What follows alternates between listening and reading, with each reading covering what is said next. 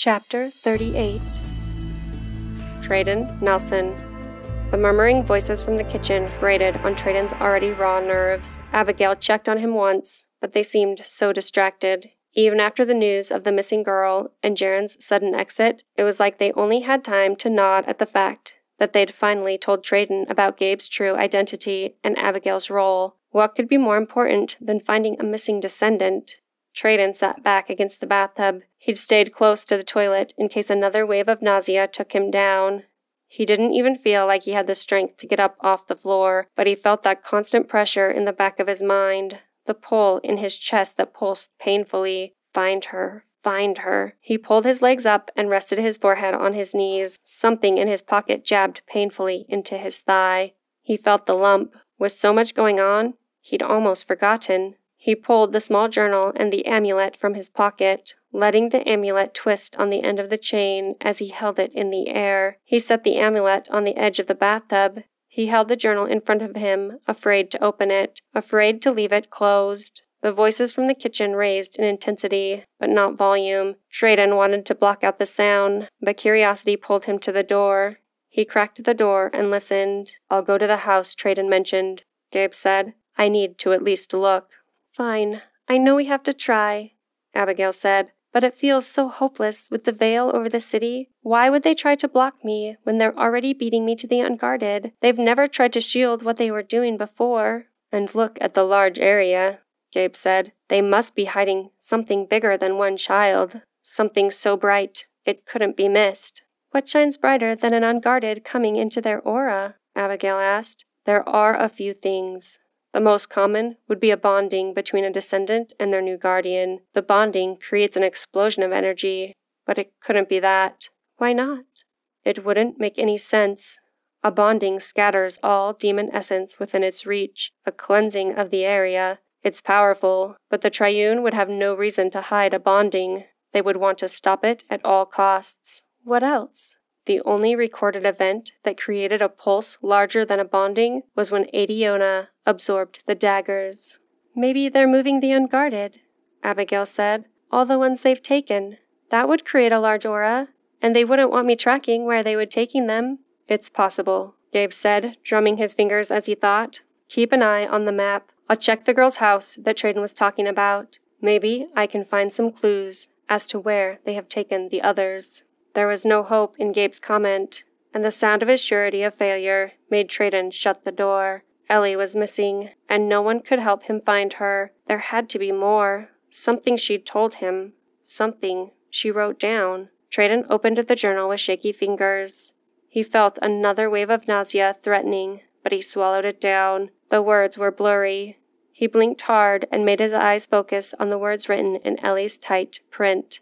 "It's been 10 years since I made the biggest mistake of my life." He read slowly, absorbing every word, hearing her voice in his head, speaking to him, calling out to him for help. He read about the history of angels, the twin daggers that had been created to destroy them, and the brave act of Adiona that Gabe had just talked about, absorbing the blades into the DNA of her descendants. He learned more about guardians, about the weapons they used to keep demons at bay. He came to an entry about the amulet, the compass. The compass is an amulet that points the way for a bonded guardian. Once the guardian is bonded, their DNA is tethered to the compass. The guardian is always able to find their descendant, no matter where they are. He had the compass. All he needed was the guardian. He picked up the compass and held it in his palm.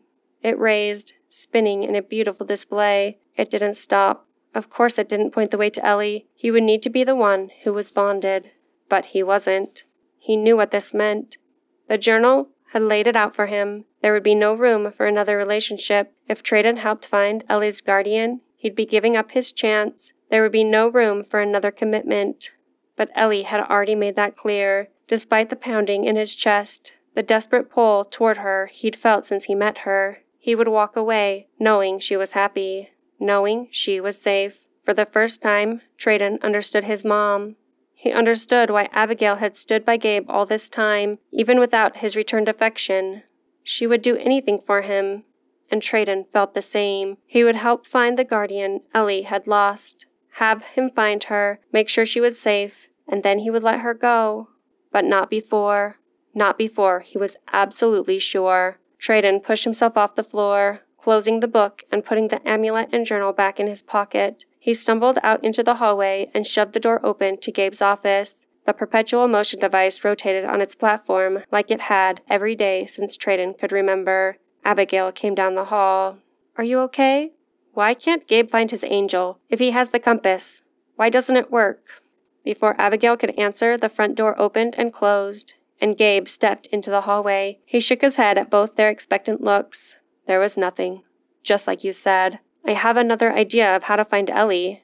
Treadon pointed at Gabe's perpetual motion device. No, it had never been that. It was a compass. "Her compass will point to her if I can find her guardian. You said you can see auras. The Descendants and Guardians have a different light. Maybe you can find her guardian, and he can use the compass to find her." Gabe shook his head. "That compass is tied to my DNA. It will only point to the Descendant I'm bonded to. Then why don't you use it?" Gabe stepped over to his desk and touched the rotating circles. They stilled and stopped, but the marbled jewels didn't line up. He closed his eyes. Swallowing like the lump in his throat was a constant companion. It can't find her. He lifted his finger, and the compass continued to spin. "I had some of my DNA put into this space, so if there was even a moment where the aura could be found, I would know. But they've found a way to keep her hidden. It has been 20 years. Gabe turned back to Treadon. "This compass would not help you find your friend. It would only point to my Descendant, even if it was working. Not yours. Her compass." "She's unguarded," Gabe said. "She wouldn't have a compass yet. That's why we can't find the unguarded once they're taken." "She does. She already chose a guardian. She told me." Gabe shook his head. "That's impossible." Treadon pulled the amulet from his pocket, letting it dangle in front of Gabe and Abigail's faces. "She has a guardian. We just need to find them and let this lead us to Ellie." Abigail reached out and held the amulet in her fingers. "How is this possible? And how did you get this?" "She left it behind when she was taken. She gave it to a very brave boy." The crease between Gabe's eyebrows was a mountain of confusion. Treadon didn't like their reactions. He'd thought he'd found the solution, but both were acting like he'd added to the problem. Why would they take her if she wasn't unguarded? Abigail let the amulet drop and hang from the chain again. She didn't look at Gabe's compass. "Why are only unguarded taken?" Treadon asked. "We aren't sure, but we think they're looking for ways to eradicate the Descendants, find a way to wipe out what's left of the Angels' DNA. A genocide, a destruction of species, starting with the unprotected. How? We're not sure. There's a substance called hematite that can weaken a Descendant's knowledge and energy, but it's very rare, and we aren't sure how they're using it." "Can we try to find her guardian?" Treadon asked. "Can't you at least look?" He was begging now. Her disappearance was planned with the intention of trying to hurt, not just her, but the entire race of the Descendants of Angels. Maybe if we find her, we can find the others. They both looked doubtful, but Abigail nodded. "I can try." Treadon led the way out to the kitchen table, but before he sat down, the front door burst open again. "The names are the same." Jaren didn't even wait until he was all the way through the door. "What names?" Treadon asked. "From the computer screen in the basement." Jaren stepped inside and made room for Rachel. She stepped in and shut the door behind her. "The same as what?" Treadon asked. "What basement?" Abigail asked. "What computer?" Gabe asked. Jaren threw his hands up in the air. "They don't get it." "I can't imagine why," Rachel said, walking in and taking a seat at the table. "You explained it so clearly. I think you should slow down and add a few details. The names on the computer screen in the basement that my dad was looking at before he started the fire, the last search my dad did at XC Energy, came up with the names of the kids you listed at the foster care office today." Abigail's mouth dropped open at the mention of the fire, but Gabe's hand came up and she bit the question back. Jaren continued, "I think your missing angel and my dad getting possessed and the company shutting down could all be connected." "I thought you didn't believe." Treadon was trying to process the new information, a buzzing in his head like a hive of bees that needed to be calmed down with smoke. "We are all crazy, remember? If you can't beat 'em, join 'em." Jaren shrugged. Besides, you saw my dad. When the most illogical explanation is the only one you've got, you go with it. XC energy has something to do with Ellie's foster family disappearing? Treadon gripped the back of the chair. The whole family didn't disappear, Jaren said. They were relocated. But Ellie is missing, and yes, I think my dad's company has something to do with it. Those guys with the triangle tattoos make people disappear. That's their job. Gabe leaned forward, fingers pressed into the countertop. Treadon thought the granite might buckle under the pressure. The triangle tattoos? You didn't tell me about the tattoos. A small detail when you're getting run off the road, Jaren said. The accident was caused by the Triune? Abigail asked. You know about the Triune? Rachel asked. That will save a lot of time. Vox had to explain who they were. Vox? Gabe's eyes were squinted into small slits. When did he come back? It can't be Vox. Not after all these years. Abigail had a hand to her mouth, her eyes wide. What did Vox tell you? Gabe asked. He said that XC Energy was looking for someone, Rachel explained, through a satellite meant to research climate and population called WWAR, but it was all made for one purpose, to find someone who's the key to their plans.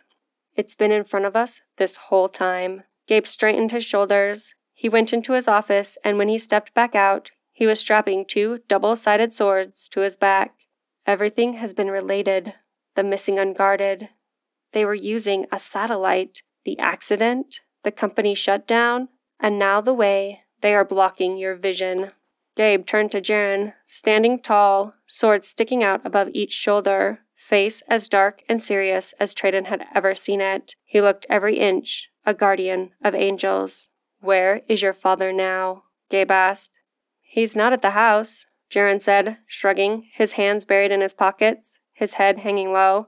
We were just there. Show me where he works, Gabe said. Only on one condition, Jaren said, pushing his shoulders back and lifting his head so his eyes met Gabe's. You don't touch my dad. You don't take him to prison. You try to save him. Gabe shut his eyes with a new realization. Xander Calivan is possessed. That's why you asked about it earlier. He nodded. I will do what I can for Xander, but a possessed being is not someone to underestimate. They have inhuman strength and speed, and there is nothing left of the person who has been inhabited. Abigail cleared her throat and lay her hand on the corner of the paper. The white surface shimmered like a desert mirage. A 2-dimensional view appeared and then shifted, parts sinking down, others rising off the surface, creating a topographical map, a 3-dimensional diorama. She brushed her fingers along the image, and Treadon felt the sensation of movement, even though he was standing still, the feeling he got when a car beside him rolled forward, but the car he was in hadn't moved yet. She zoomed in. The ocean met the land in an unmistakable curve, the buildings growing bigger and more familiar in an aerial view of Los Angeles. Is this your dad's office? Abigail asked Jaren, pointing to the map. Jaren stepped up to the table, examining the map with eyes that danced with excitement, like a child distracted from a tantrum by a new toy. This thing makes Google Earth look like an amateur sketch. Have you thought about production and distribution? You could make a fortune. Gabe and Abigail stared at Jaren without blinking. Like father, like son, Rachel murmured under her breath. Right, probably not the best time. My dad's office is right here. Jaren pointed to a tall building in an obscure industrial area. Abigail touched the map again, but this time it didn't move. She moved her fingers like she was measuring something Treadon couldn't see. It's at the center of where I can't see. They're blocking me from seeing anywhere near XC energy. I'll go check it out, Gabe said. I'll let you know what I find. Gabe grabbed his helmet and moved toward the door. Jaren stepped in front of him. Again, Treadon couldn't believe his friend's courage in the face of Gabe's stare-down. You're not going to my office without me. I cannot put an ordinary in danger, Gabe said, waving his hand by his side in refusal. Treadon saw the quick glance at Abigail, Gabe's eyes lowering quickly with guilt. I've made that mistake too many times in the past. I must go alone. It will be easier to get into the building with the key. Jaren pulled the keycard from his pocket and moved it out of Gabe's reach when he put his hand out for it. "I'm coming too," Treadon said. "If Ellie's there, I want to help get her out. And I have her compass. Maybe it can help us." "What about us?" Rachel hadn't stood up from the table. "I suppose you want us to wait here in case Lassie comes home." Gabe's fingers flexed. "I would appreciate if you could stay with Abigail. I don't know what will happen, or what the Triune knows. I don't want her to be alone." Treadon barely registered Rachel nodding out of the corner of his eye. He stared at Gabe, almost scared to blink. Gabe was going to let him come. Gabe must believe he could serve a purpose. Treadon had never felt so shocked or so happy. He'd been waiting his whole life to impress this guy, and now he had a chance. "You both have to promise to do exactly as I say, as soon as I say it," Gabe said, turning to look at Jaren and Treadon. Jaren gave a sarcastic salute. Treadon gripped the compass in his pocket, feeling the circles against his palm. He was doing something. It felt so good to be moving. Rachel and Abigail were silent as they headed out the door. Treadon knew they both hated to be left behind, but he didn't want to read their feelings right now. He kept his head down, not wanting to blow his chance to go with Gabe, and followed Jaren out the door.